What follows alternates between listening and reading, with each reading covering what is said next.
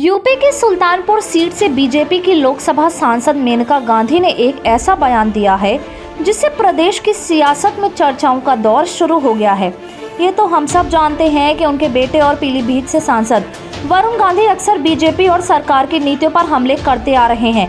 तभी से दोनों के सियासी भविष्य को लेकर भी अटकलें लगती रहती हैं।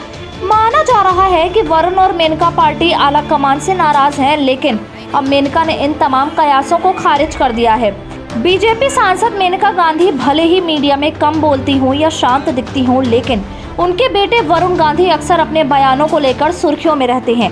पिछले कुछ दिनों से वे जिस तरह से पार्टी लाइन से अलग हटकर बयान दे रहे हैं, वो कभी अपने भाषणों के जरिए तो कभी सोशल मीडिया के माध्यम से सरकार की नीतियों पर भी सवाल उठाते रहे हैं।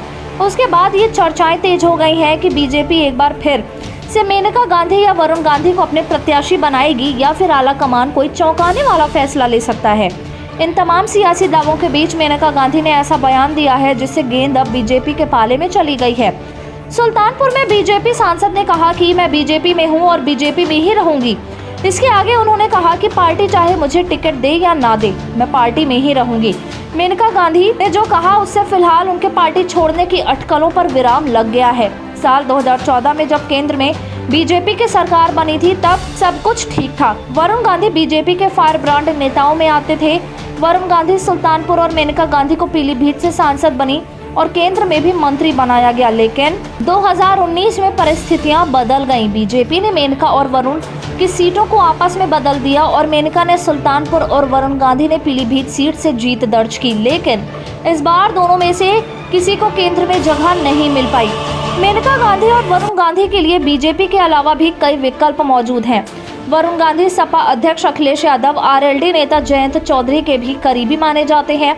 पिछले दिनों ममता बनर्जी के साथ भी उनका तालमेल देखने को मिला था। ऐसे में ये ऑप्शन तो उनके पास है ही। इसके अलावा पिछले दिनों उनके कांग्रेस में जाने की भी अटकलें लगी थी।